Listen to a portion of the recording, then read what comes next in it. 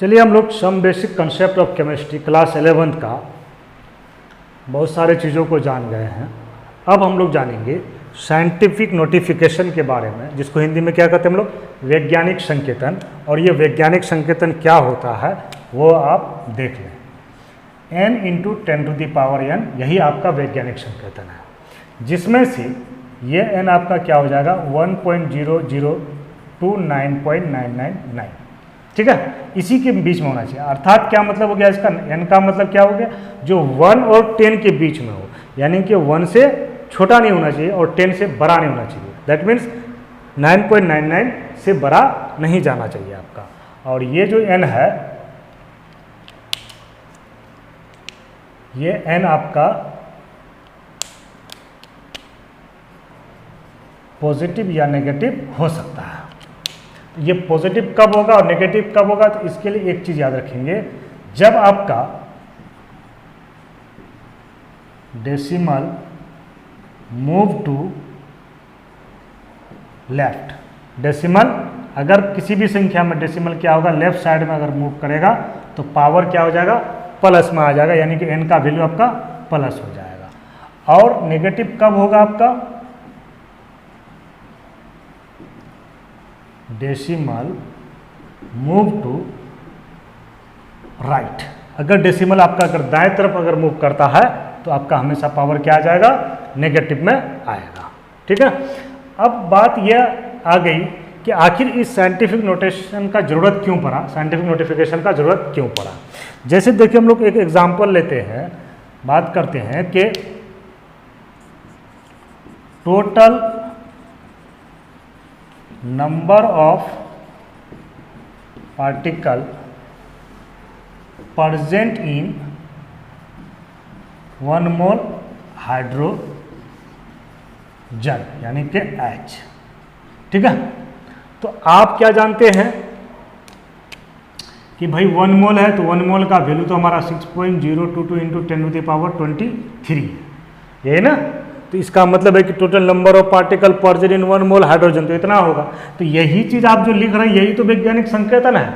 लेकिन अगर इस रूप में नहीं लिखा जाता तो इस संख्या को क्या लिखते, तो ये बराबर बड़ा क्या हो जाता हमारा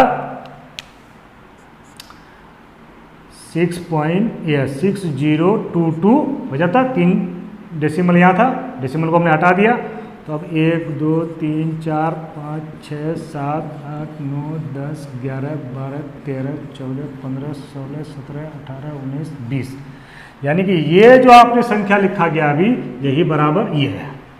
तो अब बताइए, इतना बड़ा संख्या को लेकर के अगर लेबोरेटरी में काम करेगा केमिस्ट या साइंटिस्ट, तो कहीं पर भी अगर 1 0 मिस हो गया तो वो गलत होने का चांस हो जाएगा पूरा पूरा। तो इसीलिए क्या किया गया कि इतने बड़े से बड़े संख्याओं। और दूसरा देखिए, अगर हम यही हाइड्रोजन ले लें, मास ऑफ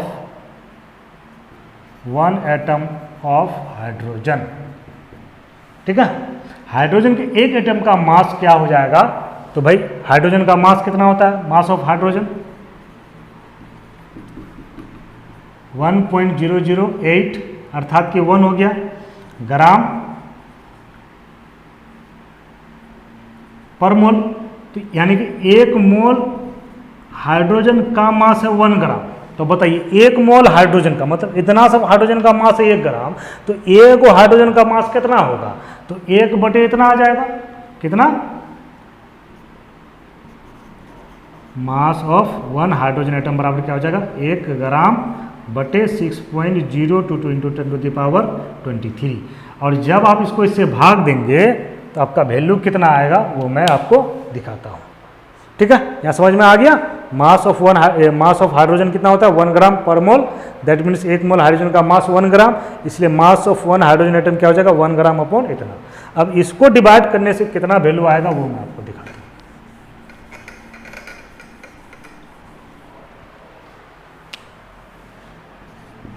1 2 3 4 5 6 7 8 9 10 11 12 13 14 15 16 17 18 19 20 21 22 23 166, इतना बड़ा वैल्यू है। समझ रहे हैं। क्या था, किसका वैल्यू है ये 1/6.022 इंटू 10⁻23, क्योंकि ये जब ऊपर चला जाएगा तो ऐसे ही 10⁻23 हो जाएगा और इसको डिवाइड करने से 0.166 आएगा। तो इसलिए इतना बड़ा संख्या, तो ये बहुत बड़ा वैल्यू हो गया और ये बहुत छोटा हुआ, लेकिन डिजिट कितना ज़्यादा है। तो हम अगर ऐसे डिजिट को लेकर के, इस टाइप के डिजिट को लेकर के अगर वर्क करेंगे तो गलती होने का 100% चांस बना हुआ रहेगा। इसीलिए ऐसे बड़े से बड़े और ऐसे छोटे से छोटे संख्याओं के निरूपण के लिए, संकेतन के लिए क्या लाया गया, वैज्ञानिक संकेतन। और वैज्ञानिक संकेतन क्या है आपका, n into 10⁻n, n into 10⁻n। और इस n का वैल्यू क्या हो गया, 1 से बड़ा और 10 से छोटा अर्थात 9.9 तक। और ये n जो है, स्मॉल n जो पावर के रूप में, ये पॉजिटिव और नेगेटिव हो सकता है। ठीक है, जैसे अगर इसी का अगर आप मास, इसी को अगर आप लिखते तो क्या लिखते, 0.166 इंटू 10⁻⁻23 ग्राम, एक हाइड्रोजन का ये मास हो गया। और इस संख्या को आप क्या लिखते, 6.022 इंटू 10⁻23। तो देखिए यहाँ पर n का पावर क्या हो गया, माइनस में, और यहाँ पर n का पावर क्या है, प्लस में, है ना। तो ये प्लस और माइनस हो सकता है। अब हम लोग इससे जुड़ा हुआ कुछ प्रॉब्लम्स देखेंगे, यानी कि साइंटिफिक नोटेशन का मल्टीप्लिकेशन और डिवीजन।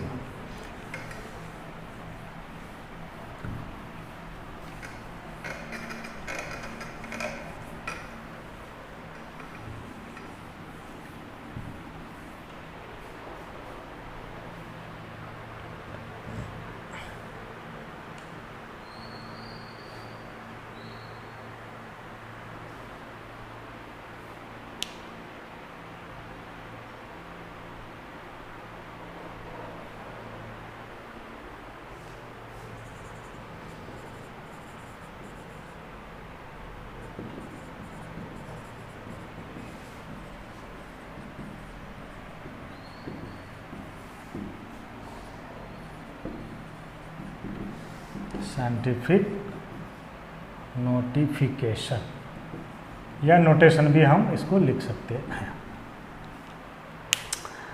मान लेते हैं हम एक प्रॉब्लम ले लेते हैं, क्या कि 5.7 इंटू 10⁸ इंटू 1.1 इंटू 10⁹ इसको गुना करना है।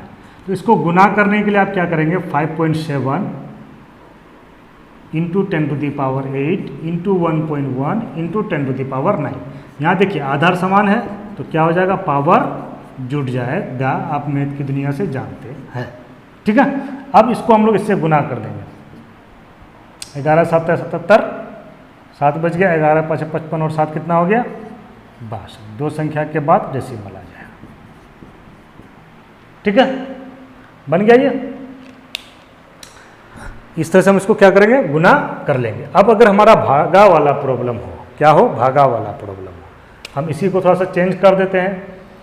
यहाँ पर 5.5 कर देते हैं, ये इसको रहने देते हैं, और यहाँ पर कर देते हैं हम आपका 10। यह डिवाइड हो गया।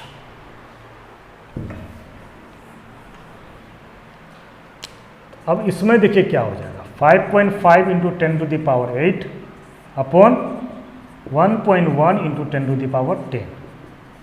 अब ये कर दीजिए 5.5 अपॉन 1.1 इंटू 10⁸ इंटू, अब ये नीचे से ऊपर चला जाएगा तो पावर का साइन क्या हो जाएगा, चेंज हो जाएगा, -10 हो जाएगा।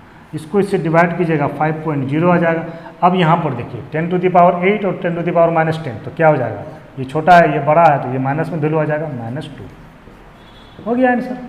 ठीक है, अब हम देखते हैं सब्ट्रैक्शन और एडिशन, सब्ट्रैक्शन और एडिशन ऑफ साइंटिफिक नोटेशन।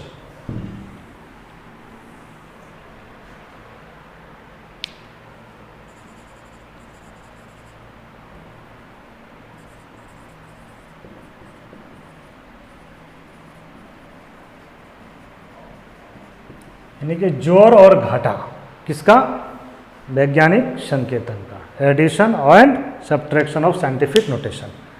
चलिए हम ज़्यादा चेंज नहीं करते हैं, टाइम को किल नहीं करते हुए हम इसी को जोड़ में लेके आ जाएंगे।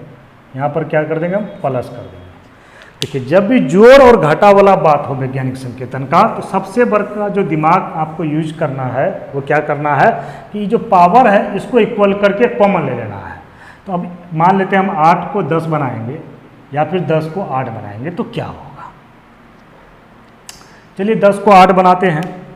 तो 10 को 8 बनाने के लिए हमारे पास क्या हो जाएगा, 5.5 into 10 to the power 8 plus 1.1 into 10 to the power 2 into 10 to the power -2 into 10 to the power 10। देखिए इन दोनों को आपस में गुना कीजिएगा तो क्या हो जाएगा, 1 आ जाएगा।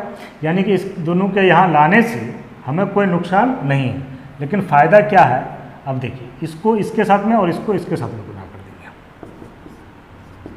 5.5 into 10 to the power 8 plus, अब इसको इससे अगर गुना करेंगे तो क्या हो जाएगा, ये 100 है, 100 इंटू 1.1,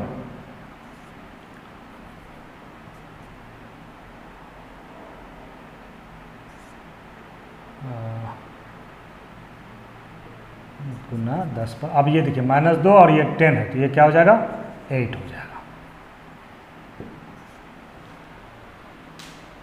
ठीक है, अब इसको इसमें क्या करेंगे हम लोग, ऐड कर देंगे और इन दोनों को कॉमन ले लेंगे। तो 5.5 plus 110.0 into 10 to the power 8, और जब ये इससे ऐड हो जाएगा तो हो जाएगा 115.5 इंटू 10 टू द पावर 8। ये आपका आंसर हो जाएगा। और घटा में भी क्या करेंगे, इसको हम लोग सेम प्रोसेस करेंगे, केवल जोड़ के जगह में क्या हो जाएगा, हमारा माइनस आ जाएगा। ठीक है, अब अगर आपको, जैसे हमने यहाँ पे 10 को 8 बनाया, और अगर आप 8 को 10 बनाना चाहते हैं तो उसके लिए आप क्या कर सकते हैं वो देखिए।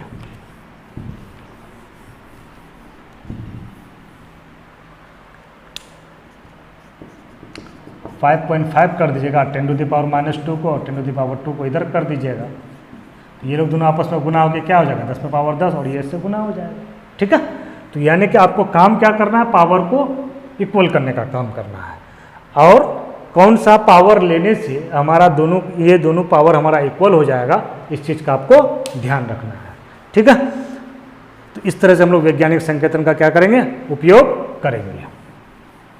अगर इसमें से आपको कुछ समझ में नहीं आया तो कमेंट में कमेंट करेंगे, और अगर चैनल अभी तक आपने सब्सक्राइब नहीं किया, काइंडली चैनल को सब्सक्राइब कर ले, बेल आइकन को प्रेस कर दे, ताकि मेरा हर एक वीडियो सबसे पहले आपको मिले और आपका प्रिपरेशन सबसे बेस्ट हो। क्योंकि मैं आपको बोर्ड के साथ साथ कॉम्पिटिटिव लेवल का भी पढ़ाने वाला हूँ, ऑब्जेक्टिव, थ्योरी, हर तरह का क्वेश्चन आपको फ्री ऑफ कॉस्ट देने वाला हूँ। इसीलिए चैनल को सब्सक्राइब करना नहीं भूलिएगा। मैं आपका सबसे प्यारा टीचर तौसीफ सर, लाइक करना नहीं भूलिएगा। Thank you for watching my YouTube channel.